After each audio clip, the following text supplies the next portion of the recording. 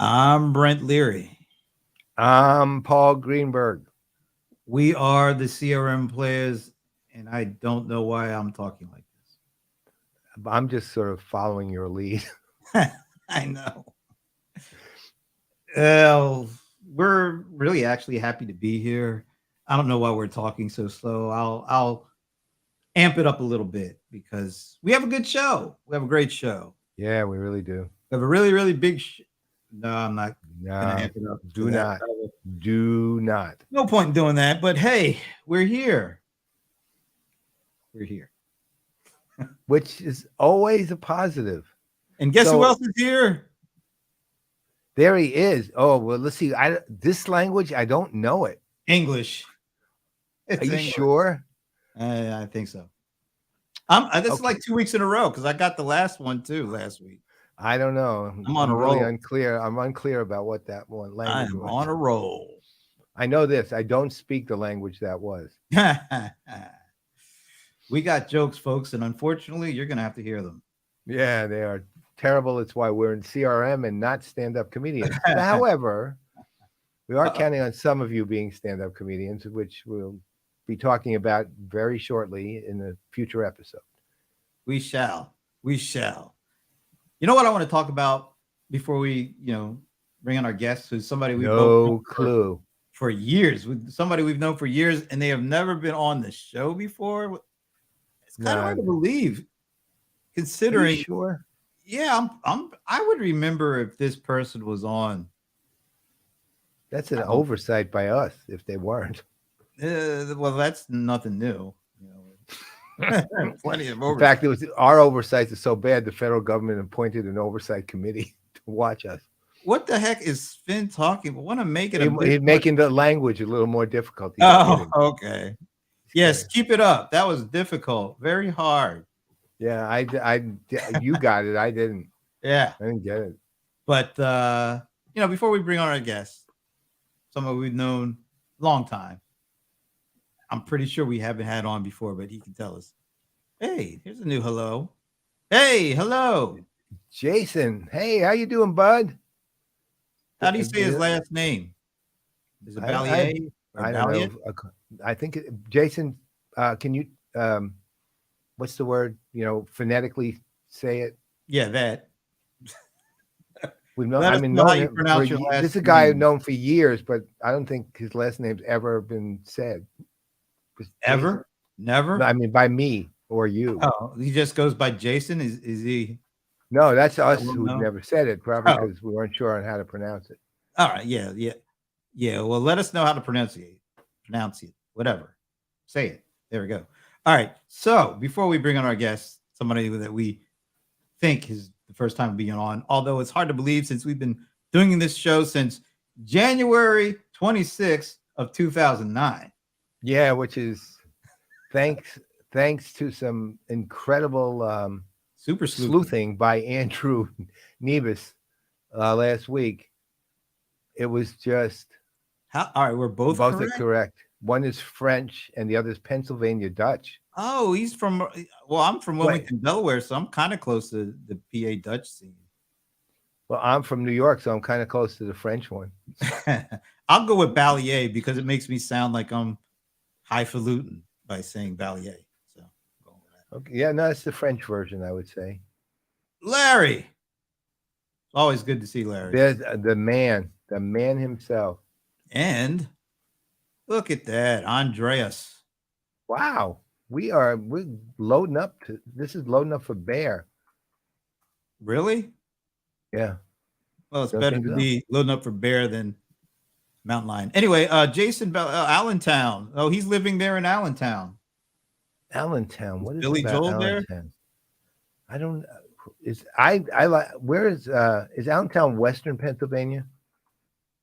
I think it's central to eastern. I don't know. I honestly don't know. All right, I don't think we'll move on. We can get bogged down in this whole. Pennsylvania is always an interesting discussion. Yeah, well, it really is. But we better move on. All right, so before, look, we got to say howdy. We don't get too many howdies on the show, so we got to say howdy. With a howdy. That doesn't I quite didn't fit. know. I didn't know the tribe did the howdy thing. Is that We don't, as far as I know. Eastern PA? That's what I was. Oh, Eastern. Okay. It's not too far from. Yeah, I grew up in close to Southeastern, right over the line in Delaware.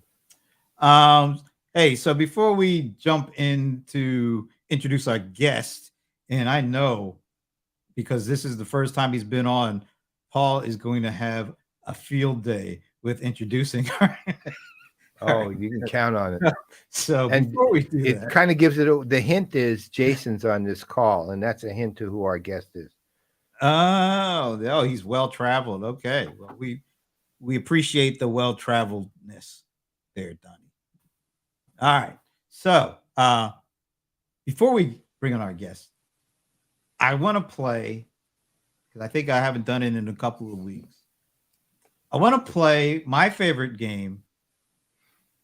Hopefully, it's your favorite game too, Paul. It's not. Not even close. It's a little thing I like to call, and I pause because I want to make sure I say the first word right. There's a U in the word, not an O. U.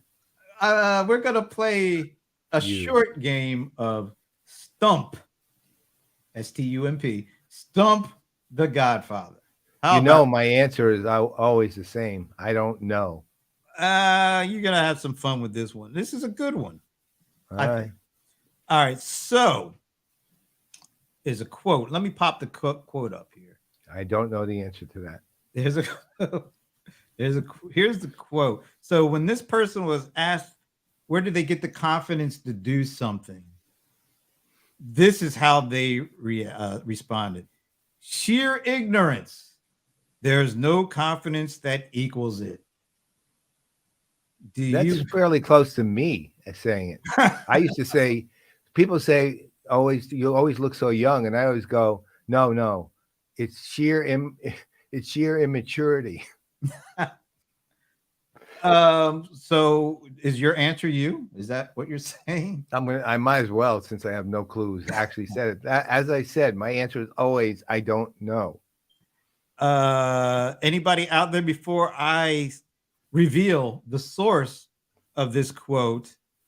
I just happen to love this quote. That's what I was watching something recently, and I heard that quote. I was like, oh. All right. So if anybody wants to take a guess, do it now in the comment section so that we have you on record. And if you don't Google it, great. Yeah, you're not allowed to Google it. I don't think you're gonna be able to Google this one, but if you are, whatever. Put your answer in now, and I'll give it, since I don't want you to Google it, I'm giving you a 10-second count. Somebody count to 10. No, there it is. That's about all right. So your answer is you, or is it Paul Greenberg? And it could be any one of 20 people. Well, actually, why don't we just go with that? All right.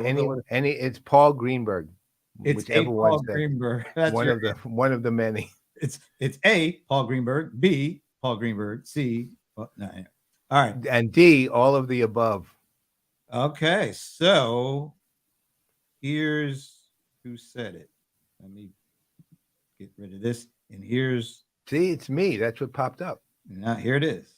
Everybody knows that you had the most astonishing contract that Hollywood has ever provided. Ever. Not financially speaking, in terms of authority and rights. According to the terms of my contract, the rushes couldn't be seen by anyone. And indeed, the film couldn't be seen until it was ready for release. I got that good a contract because I didn't really want to make a film. When you honestly didn't want to go, then the deals got better and better. In my case, I didn't want money. I wanted authority. So I asked the impossible, hoping to be left alone. And at the end of a year's negotiations, I got it. I'd like to know is, where did you get the confidence from to make a film with such... Ignorance, sheer ignorance. There's no confidence to equal it. It's only when you know something about a profession, I think, that you're timid or careful. How does ignorance show itself? I thought you could do anything with a camera that the eye could do or the imagination could do. And if you come up from the bottom in the film business, you're taught all the things that the cameraman doesn't want to attempt for fear he will be criticized for having failed. Yes. And in this case, I had a cameraman who didn't care if he was criticized if he failed, and I didn't know that there were things you couldn't do. So anything I could think up in my dreams, I attempted to photograph. How cool is that? Look, That is a great interview. Should have known, Mike. he would have known that, because we're talking about cinematography and films and video. And look, Mr. Fawcett is all over it. Of course. Well played, Mr. Fawcett. How of course, great we'll be flagged, but we probably will be flagged by YouTube for this one. That's all right. I don't care either. How cool, because he was talking about, he was only 25 when he made Citizen Kane, and his contract that he negotiated gave him complete and utter control, to the point where they couldn't even see it until it was finished. And the reason he was able to get that, because he didn't know he couldn't. He couldn't. Right. Well, he said it. He said it. He wanted to get the what did he call it? He wanted to get to whatever it was, to so that they would leave him alone. I love that part. That's the way I look at the life too. Is I want to have enough authority so they'll leave me alone. But he said, look, I was able to ask for it because I didn't really need it. I was only going to do this if I did it, if I had exactly this.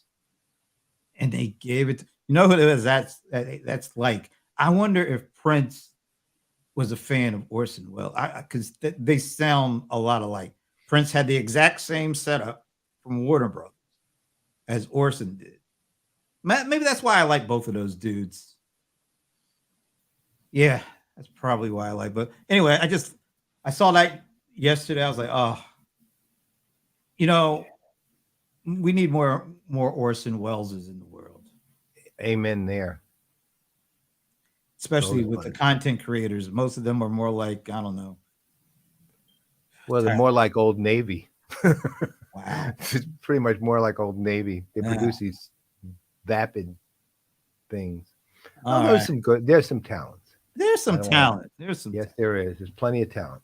Yeah, anybody out there, if there's any like actual content creators that you find, nobody's going to be in the what we just talked about with Orson, but just doing good stuff, put them in the comment section. I would love to check it out, because well, you know what we can do at some point, we can have a show just made up of content creators who come on and talk. Yeah, good ones. It's our show, so we can pick who we want. Right. That's a compliment then, Jeff. There you go, Jeff. Good compliment. Congrats. You and Orson Welles, good company to be in there. Was it bring the next Orson Welles from? Sven is like our Ed McMahon of sorts. He is. He's our muse now. All right. Well, I feel good. I wanted to. Yeah, I feel good.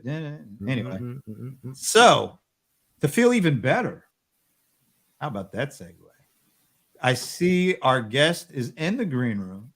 He is, and I want to give the venerable Paul Greenberg some additional introduction time, because I have a feeling he's going to need it to introduce our next guest. So with that in mind, I turn things over to the venerable one, Mr. Paul Greenberg.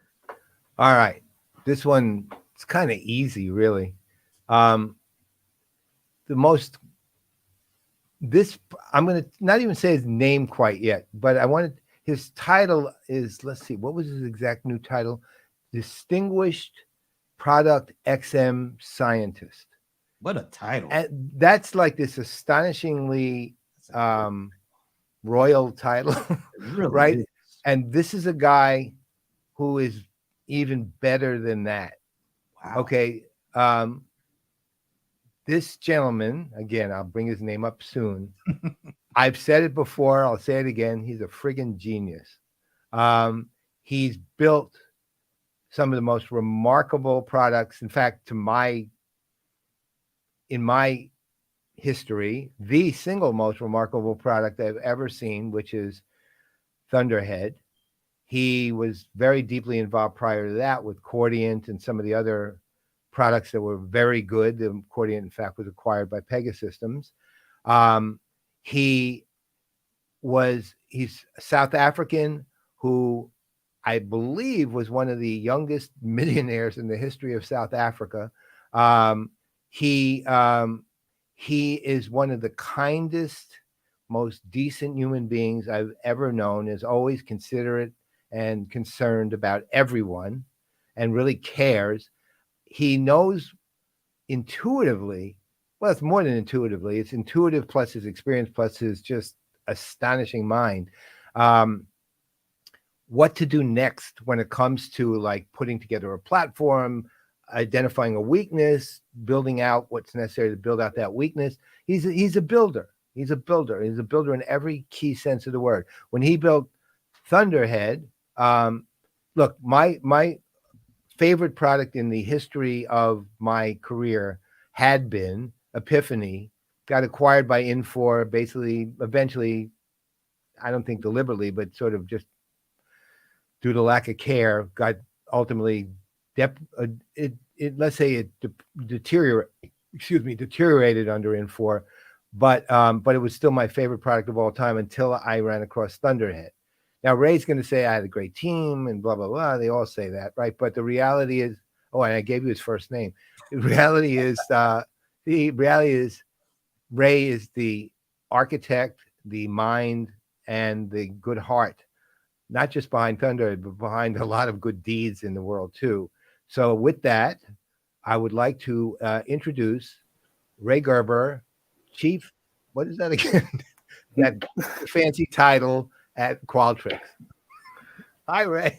Friend and admirer of CRM Playaz. That's all you need to say. Oh, and a wonderful guy when you're looking for something very plain to eat, just some good stuff. When you're in a foreign country, he will come by the hotel where you thought you're going to be eating some kind of fusion between Cuban and Chinese food and rescue you by taking you to the Five Guys. For the first time. For the first time. Yes. That's the kind of guy our guest is. Great to have you, man. I can't believe this is the first time we've had you on, or am I wrong? Maybe. No, I think I've been. Yeah, that's what I thought. I thought you'd been on. That's what I said. Really? Was I on? Was I here? You kind of have to be. You kind of have to be. I don't think we've ever done. Well, we did we've done a couple of semi-solos. Usually when my side crashes, then we end up solo, you know, when you get to my age, Brent, your memory gets a little bit shorter, so you really can't go that far back. Well, it's good to see you. Thanks for making time today. We'll just pretend or imagine or just not remember that this is your first time and be glad to have you here, man. It's been a long time coming. I always say, hopefully it's not the last time. So. Oh, it definitely won't be. Yes. That's for sure. So I have a easy question for you. So what exactly do you do at Qualtrics with this title that you have? Well, but before what you do, did you give yourself that? Were you like doing an Orson Welles play and saying, if you don't let me have this particular title, I'm not coming on board? Or that's a cool title. No, I must say I was actually blown away when the title was awarded to me. Because did you thank God? And they like me. They really like me. They really like me. You know who loved it most? And Paul, you know my wife, Nicola? Yeah. She's like, I'm married to a scientist. You're literally the second person I know ever got, no, I guess the third. There's three people I know have had scientist designations. You, Michael Wu, and what was his name? Who left with Salesforce, who from MetaMind, who left and founded Socher. Yeah. Socher. Michael Socher? Richard Socher. Richard Socher. That's the three people I've ever heard with scientists. It's a very, very rarefied air that you're in. So, So you asked me what I do. yeah, what exactly is the I- title I- entitle you to? Beside the great title, I've been given an amazing opportunity to maximize the knowledge and skills I built up over my career in many facets. Being on the consumer side of technology, working for the biggest dairy company in the Southern Hemisphere, to working for technologies that build solutions, is to use all of that to improve the Qualtrics product set to be more valuable to their customers who are serving their customers. Okay? So I think, Paul, you've seen that I've had a strong appetite for coming up with innovative ideas, building it into prototypes, visual prototypes to show the concepts, and then get some feedback from various audiences, and then take that refined feedback back into engineering to turn it into production so it can be applicable to a broader audience. So the idea is, obviously, Qualtrics has an amazing customer set, 13,500 customers. They have nearly 5,000 employees, great product set.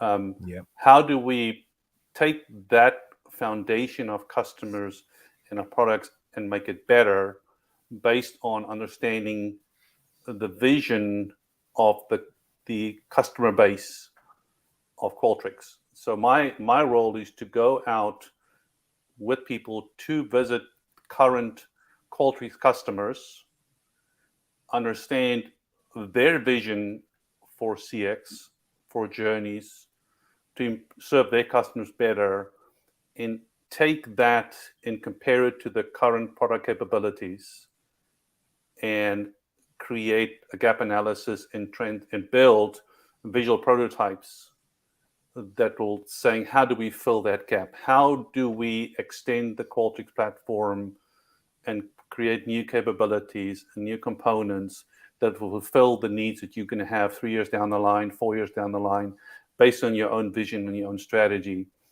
And then build those UX prototypes, take it back to the customers. Is this what you think you'll need that will serve your purpose? And then take it back into the broader audience, get approval, give it to engineering, and saying, go and act on it. Okay. And obviously then being part of the team that, as those ideations are created as production solutions, to take that back to the customer base and make sure that it is appropriately deployed, appropriately used, and appropriately deliver the value. Okay. But obviously with the focus on the evolution of CX, if I may say, in many ways, as siloed solutions. Okay. The concept of journeys, bringing all the departments of a brand together so we can move from what I would call not focused on response of a survey, okay, but on the outcome that the customers expected. Okay.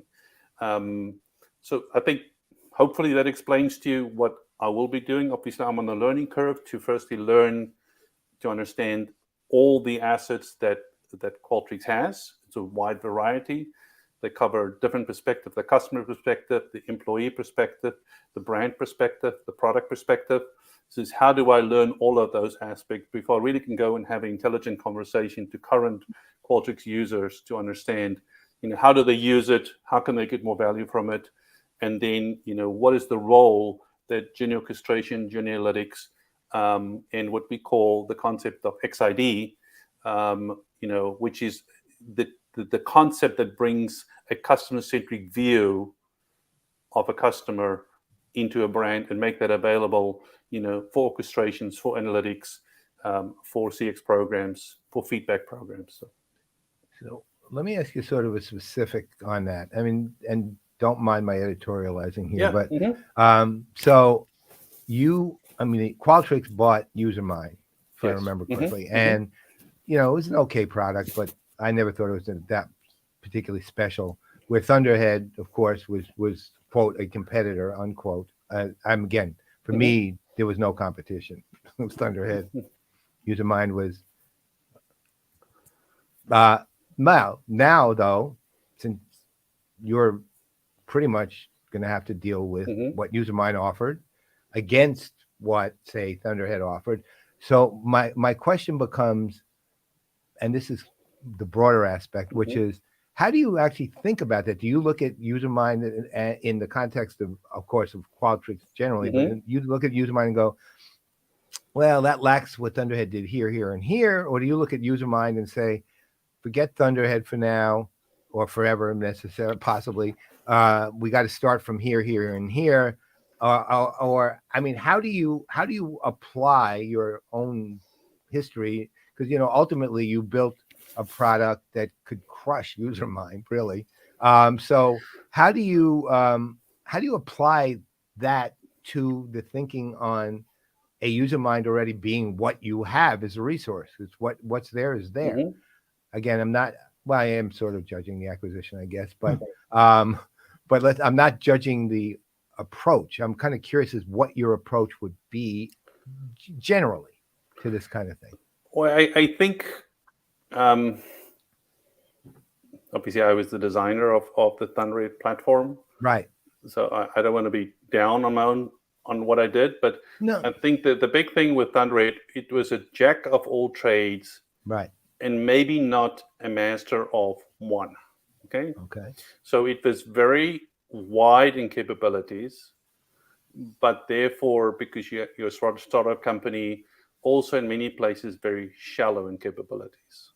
If I may say, we could not compete with a Pega when it came to the complexity and the real-time nature of machine learning in the next action paradigm. We just couldn't do that. Right. Because we had Journey Orchestration. We kind of nearly had our own CDP. Right. Here you have Journey Analytics, and Journey Analytics by itself consumed a tremendous amount of resources and effort to continue to make the Journey Analytics easier to use. It has decisioning in it, it has machine learning in it, it has all of that. I'm not sure that Qualtrics needed all of that at the time when they did the Qualtrics of the UserMind acquisition. Okay, it was kind of like a fit for purpose acquisition. Subsequently to the acquisition, obviously they realized, and I admire them for doing that. And I think I admire that for what Alan Trefler did when Pega acquired Cordiant. He says, I'm not just going to make the acquisition and kind of merge two companies. I want to make sure that technology foundationally fit and work together. So Qualtrics took a step back and saying, how do we take the time at the expense of a lot of deals and stuff like that, is how do we make that platform fit within the overall Qualtrics product set based on the vision and the strategy that the executives set out for them. So when you look at things like XID, very, very powerful concept in the Qualtrics world, and I think will be very, very powerful going forward. And I think one of the pivotal things that will generate revenue for the company and being a differentiator is when you looked at what XID was doing and what UserMind was doing, there was an overlap in capabilities.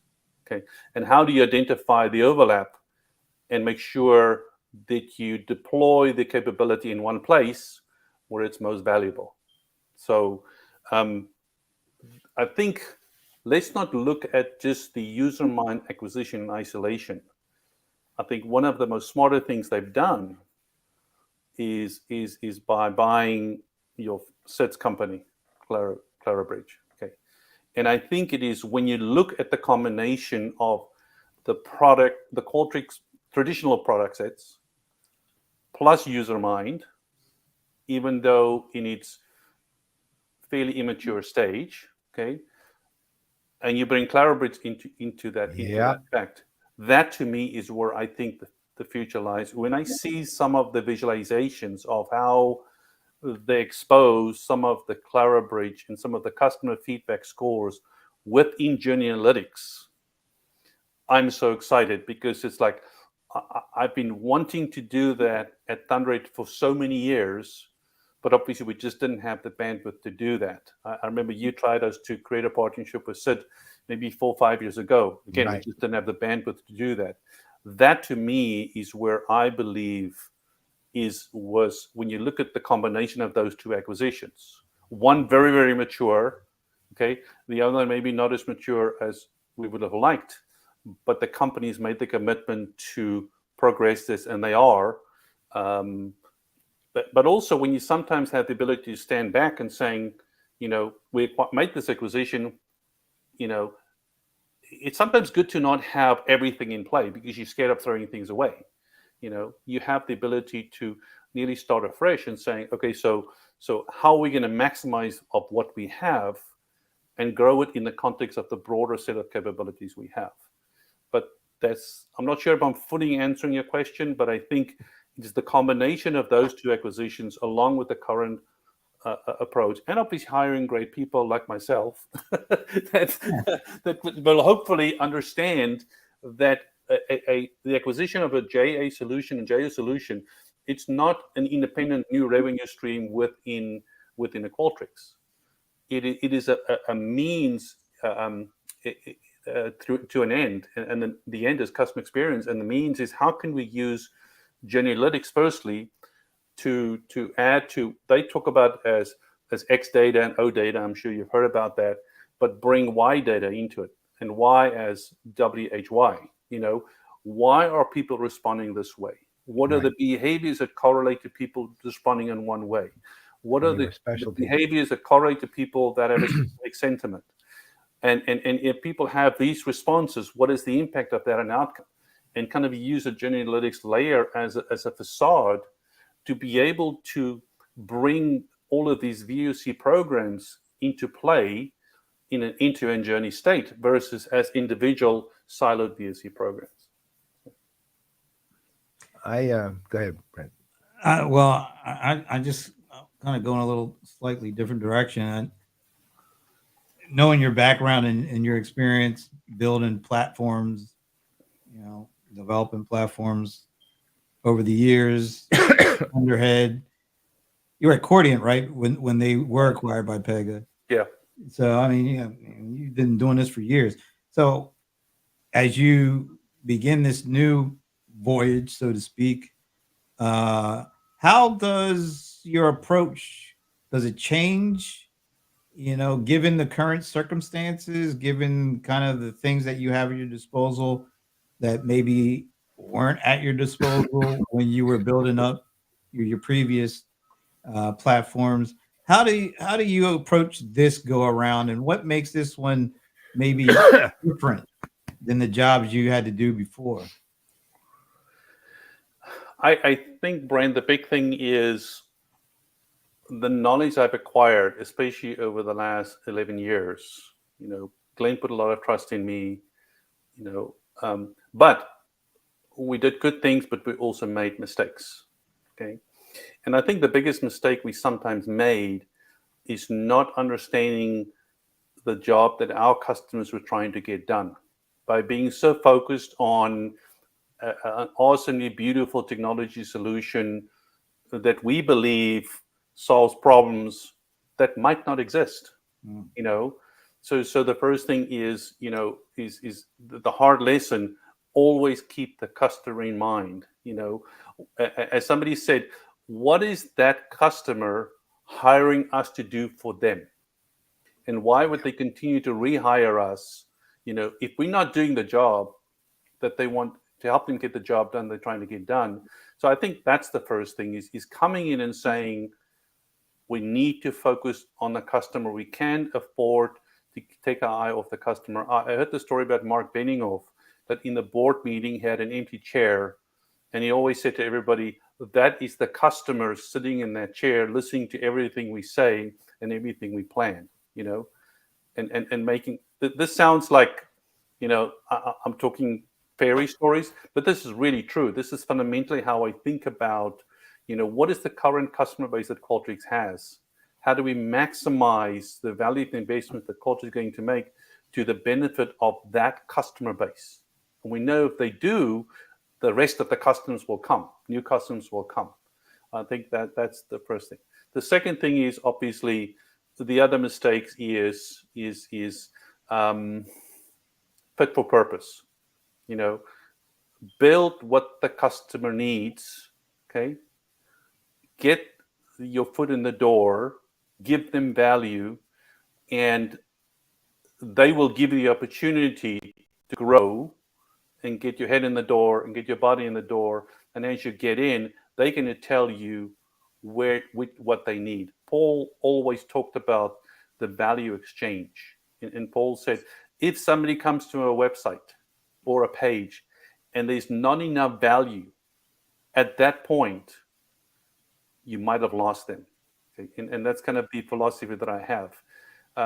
I think just overall maturity in terms of, I'm a pretty hardline South African that I want things done my way, the highway or the byway. Is learning, like we always said at Thunderheard, you have to listen to your customers. Maybe I had to listen to learn to listen as well to what other people have to say. I think just maybe patience in terms of being able to, you realize you don't have to rush things. If I'm not there tomorrow, somebody else will take over and carry on. You don't have to finish it in one day. So, again, I maybe have a philosophical answer to your question, Brent, but it's really, I think it's more of those soft things than going and saying, I'm going into an environment where there's already a platform and I have to play within a platform where they've invested hundreds of millions of dollars already, and I can just go and pull things out and saying there's better ways of doing it. Is how do we maximize the value of what they have? And I think, as I said, the combination of the two acquisitions is a very powerful foundation for Qualtrics, that's already very, very successful, have very strong brand, to be even a lot more than that in the future. So, I mean, Qualtrics is it's funny, back when SAP first originally acquired Qualtrics, everyone was saying, oh, they spent so much money on a survey company, and people who even understood anything about Qualtrics knew that that's not what they were spending money on, right? They were spending money on a company. Yeah, it does surveys, but on the back end, the analytics was just so powerful, even then, that there was so much more to Qualtrics than people understood, which was, I have to say, if you're as well established as Qualtrics was, that's kind of your fault if that's what they were thinking. Just that you're a survey company, because there's just so much more.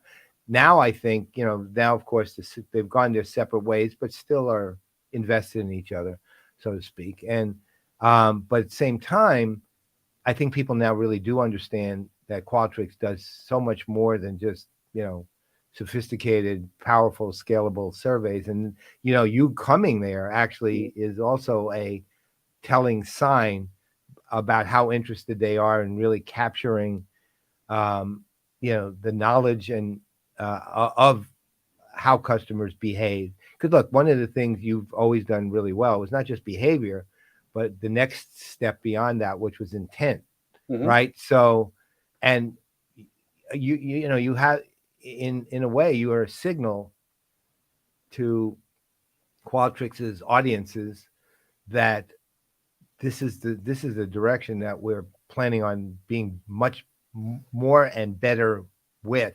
And to your other point on the other thing that, of course, really also bolsters that was the acquisition of Clarabridge. I mean, again, for me, that was honestly, that was just their great acquisition. I just thought that was I love that one. Yeah, I think you hit it on the head, Paul. Is creating segments with demographics and psychographics in today's world is just not enough, because people only age 1 year every year. They only move so many times in their life. But when you look at external circumstances that we've all dealt with COVID and monkeypox and inflation and stuff like that, people's behavior changes nearly overnight. And therefore, we as technology providers need to provide the use of technology with the ability to be able to much quicker understand that change in behavior, the impact that it had, firstly has on the consumer and the customer, and secondly, obviously, on you as a company from a revenue perspective and from a loyalty perspective and a customer lifetime perspective, and react to that nearly immediately. So I think going beyond, that's where when you talk about bringing behaviors in, but even with the acquisition of Clarabridge, going deeper than just the behavior in terms of trying to understand the sentiment behind it, finding the key things that customers say, and how does that correlate to behaviors is such a powerful concept for me. So, so pick up on that. How do you? Are companies? What are companies and I mean maybe the customer base of Qualtrics? What do customers have to prepare themselves to deal with that kind of information in a way that they're not going to overstep the boundaries? I mean, we had this really interesting conversation yesterday about Amazon buying the health one or med one, I can't remember that, for $4.9 billion. All the data that comes with that, and then they buy Rumba and all the data that comes with that. So tons of data. As more interactions get digital, we all know that means more data, and that means more opportunity to do exactly the kind of stuff you're talking about. Analyzing, studying, running AI, coming up with maybe new traits or new behaviors, and trying to understand, the sentiment behind it. How about how do we make sure that as they're doing that, we're also helping companies understand the ethical, component to having all this data and all this knowledge at their disposal? Because we've seen it over and over again. Even companies with good intentions, it's like sometimes they get access to this data and they become addicted to the data, and before too long they're using the data in ways that they might not have even imagined because it's available to them at this point. I think the interesting thing, there's a lot of talk about bias in the artificial intelligence world. I think what we sometimes forget, where does bias originate? It originated in us as human beings. That based on our upbringing or our background, we work for a company and we think, this is where we have to treat these people in this way. I think that, so today we depend on individuals with their own biases and their background that makes the decisions. I think it's for us as technology providers to build solutions, and I think that's where Journey Analytics specifically is such a powerful mechanism. One of the mistakes I think we made at Thunderheard as well is we assumed business users understand where, when, how, and why to interact with customers or to orchestrate and engage with customers. Okay, we very quickly realized they don't. They've used campaigns as a blunt instrument, that overpowered our emails with, if you haven't looked at the email, tomorrow I'm going to send you another email. I'm going to send you an SMS if you don't open the email. It became a blunt instrument. And that's why I think that Journey Analytics, where the focus is on behavior insights and tying to that the concept of predictive and prescriptive analytics, where machine learning comes in, to prescribe where you need to get feedback from customers, to give the reason to why a next best action is needed based on behavioral insights. Okay, for your segments to not be 10,000 people in a segment, but to be 100 people in a segment where the context of the engagement you have with them is a lot more relevant and appropriate based on the combination of demographics, psychographics, and behaviors that is used in discovery of cohorts. So will we ever get rid of bias? Can you scale bias because you're using data and you communicate to 10,000 people? I think, I know Pega has a bias component in their machine learning platform. I'm still trying to understand how to do that. Brent, I'm not sure we can get away from that. I think it will be there, to be honest, just being honest. Yeah. I wish we can get away from there. If I knew how to do it, I think I'll be very rich and I wouldn't be on CRM Playaz. So. Well, we wouldn't want that. No, exactly. Well, you have to be poor to be on CRM Playaz. It's the idea. Do you think when you talk about next best actions, the potential for as part of that formula of presenting a next best action, there isn't, I don't know if it's an ethical component. It says, here's your next best action and here's why. And it goes beyond maybe the traditional aspects of a next best action to take into consideration, there's an ethical reason why you should limit it to this when you might be thinking, why should I stop at this if we can get away with that? I know I'm going off the deep end. No. I'm not sure I have an answer. I think what would be great is what we did at Thunderheard is if we provide a next best action to a call center agent, okay, to saying this is most probable based on the context of the conversation, based on the context of the customer behavior across all channels in the last couple of weeks or couple of months. This is the most probable conversation you want to have with him. Is we also provided the agent with the context of why that next best action was prioritized as the highest conversation. His interest profile was this. He had 5 support calls. All the things that contributed to the priority of this next best action. I've seen something like that. For example, when you go on Netflix. And you watch videos, and after a while it comes to them and says, here are the recommendations for you because you have watched these type of videos with these type of actors and stuff like that. I think we need to bring that more into the normal personalization that occurs. Okay. The one thing I would still say is preventing from personalization to be as useful as it can be is the blind spots that is in data, because we don't have access to, if I'm on a BMW dealer and I'm looking at a BMW car, okay, and then I go to a Ford dealership and I look at that, they are still siloed. The BMW dealer will only see the first party interactions that I had with them, and when I end up buying a BMW but I was on the Ford website, Ford does not know that I bought a BMW. So I'm still going to be given personalizations based on my interest for a specific Ford vehicle while I've already acquired another vehicle. That's a problem that I think we need to solve. I'm not sure how we can solve that.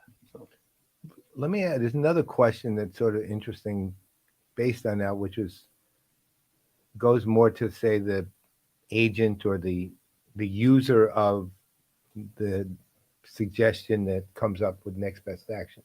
So let's say what you mentioned Thunderheard did, said here's a preferred next best action based on these following things in this order of priority, blah blah blah blah blah. Was there an ability, or could there be an ability for the user to say, well, okay, that's the order of priority that you see, but actually this one's really not as important to me. This one is very important to what I'm trying to do in this deal, or very important to the question I'm answering, or I don't think this is the actual order of priority that I would want to respond with or get that answer from. And shift the priority, change the next best action, in effect, on the fly or on demand. And which is also where the ethical considerations could be added in, for example, or if they're not made available, saying, well, the other reason is we're a B Corp, and because we're a B Corp, say, well, that's actually primary for me as opposed to number 4. Does that capability exist? That's fairly easy to do today. You can do that fairly easy today, and when you think of mobile sites where you have a notification page on Wells Fargo's bank, and they show you the top 5 offers for you within Wells Fargo, as an example, or within Amazon. You can easily move them around, and that changes your interest profile that is used in arbitration next time. I think the problem is not so much in the technology being able to do that. It is, you have a limited time of the customer time captured on that screen. Okay, so you want to present them with that single piece of content that you think is going to entice them, to move to the next stage with that content, which is purchasing something or subscribing to something or to sharing something of interest. I think that's more the issue that that needs some more intelligence in terms of at what point, if the customer has not responded to the last 10 personalizations, do I take the risk in saying, okay, here is what I think your top things are. Would you take 15 seconds to mark which ones are relevant to you, or to change the priority of them so we can more appropriately personalize your next experience? So I think it's more of a timing thing than it is a technology thing. Technology piece is pretty easy. Yeah, actually, now that you're saying that, I know in a B2B environment that's already being done, like Pros AI, when they're doing kind of deal optimization stuff, that is an option. I mean, if I remember correctly, they have a product called Monet, and you could basically, you come up with, here's the scenario, this is the expected benefit if you close, given at this number, given this, and this, and you would say, well, this one is irrelevant to that. This is this, and this. The numbers will change, accordingly based on how you reprioritize that. And there, because it's B2B and you're talking about extended time, there's time to do that, because you're running, in effect, you're running scenarios for optimization, right? So I could see that, and I can see where your constraint would be a problem. So yeah, maybe subtle options on a personalized piece of content to say not relevant or something like that. I moved to London and I spoke to this guy, and he said, I had this interesting experience. I went to buy my wife a birthday present on a retail site. Okay, something for a female, for his wife. And for the next 2 months, all he received in emails was female stuff, and he had no interest in getting that. So, and he was never given the opportunity in any of those recommendations to say, but this is not relevant to me because I'm actually a male versus a female. So the one opportunity is the very bottom of the email where it says unsubscribe. But maybe he didn't want to, because maybe he wants offers from them, but relevant. So of course, that's just the companies who sent it stupidity. Yeah. By the way, Sven is loving this. It's always a good thing when Sven loves this, particularly when Sven loves this with a little light bulb at the end. That's a good thing. So we're having a good conversation. Hey, Ray, do you look at what's going on with TikTok and I guess with YouTube and with some of these social channels where they're using every piece of data that comes with a click or a view, some form of interaction, to in real time recommend something. TikTok has become very addictive to folks because they're they nonstop recommendations of what to watch next, and people are watching those things next, and it keeps going and going, and as they go, it even gets better and better because they're using all the data to in real time continually feed you. Do you look at that and try to figure out how does the B2B context kind of try to replicate some of that?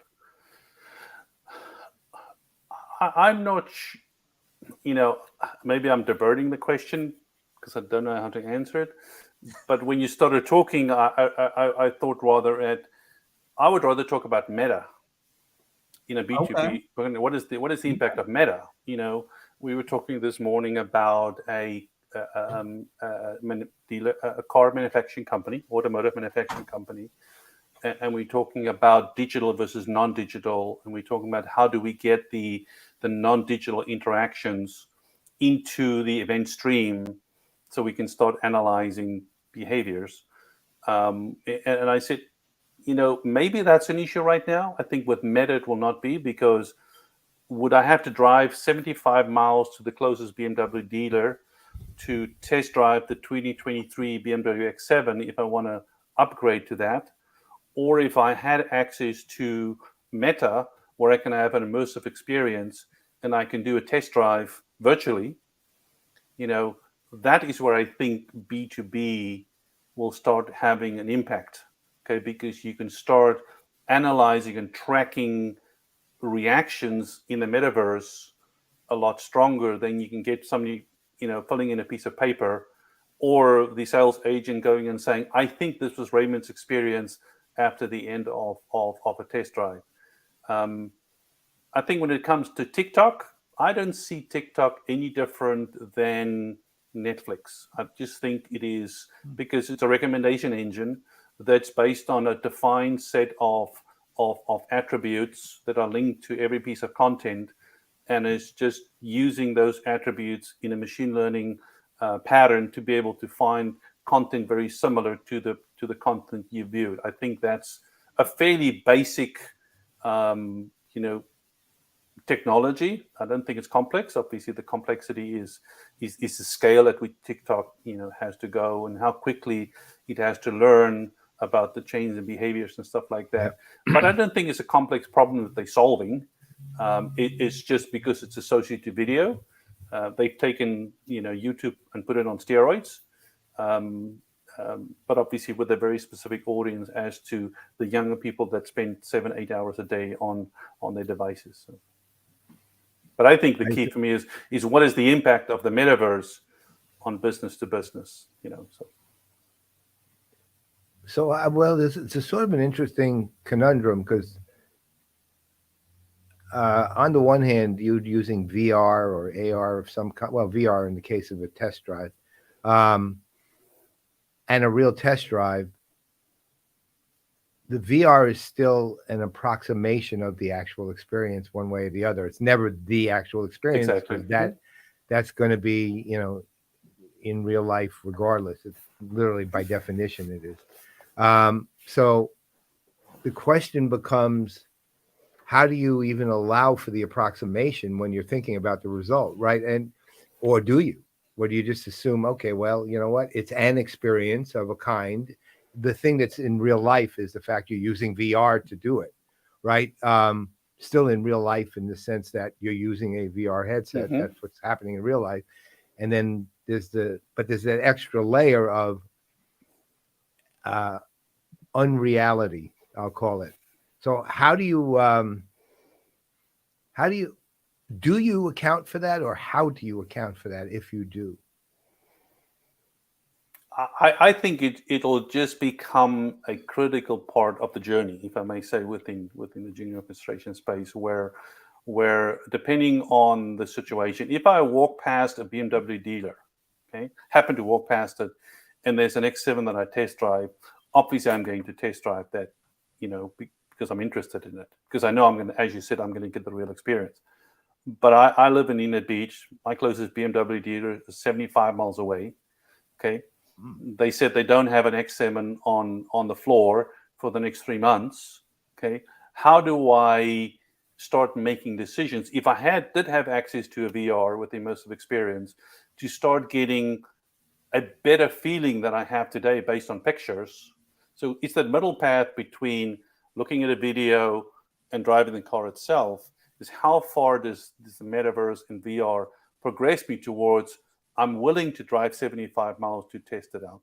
I'm willing to wait 3 months to test it out, rather than buying a Ford Expedition that I test drove yesterday, where I was very happy with the experience. So effectively, it means valid. It's valid enough.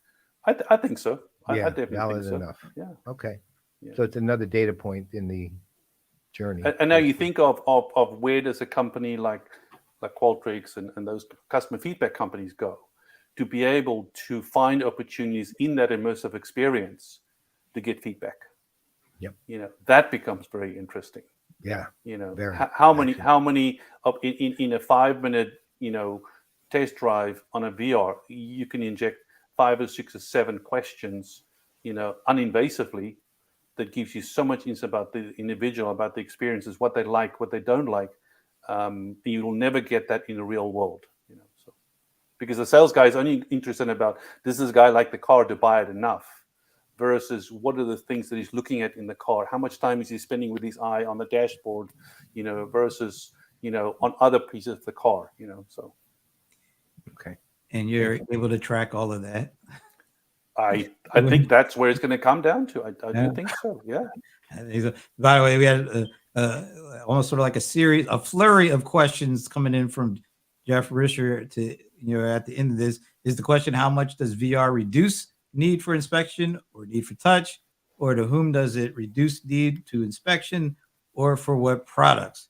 Sorry, Jeff, we're out of time. maybe Ray can, if he wants to, he can answer it in the comment section. But we have run completely out of time. Well, you know what? Jeff's on the next. He's always on the happy hour, and you're on the happy hour when you can be. So yeah, we can answer it there. There it is. Yeah, we'll see how we're able to make things work. Yeah, we're so smooth. I just going to tell him. I think it doesn't reduce the need for that inspection or that personal touch. I don't think it does. Right. But it gives you a feeling of, do I need to go to the effort to do that personal touch or that? Gives you enough information to decide whether or not you want to take the next step. Correct. Right. Yeah. Right. The next best. I get it. Anyway. All right. So, hey, Ray, it's been great. It's been 14 years in the making, but it was well worth it. Well, Paul said we're going to wing it, and I think we winged it. Yeah, we did.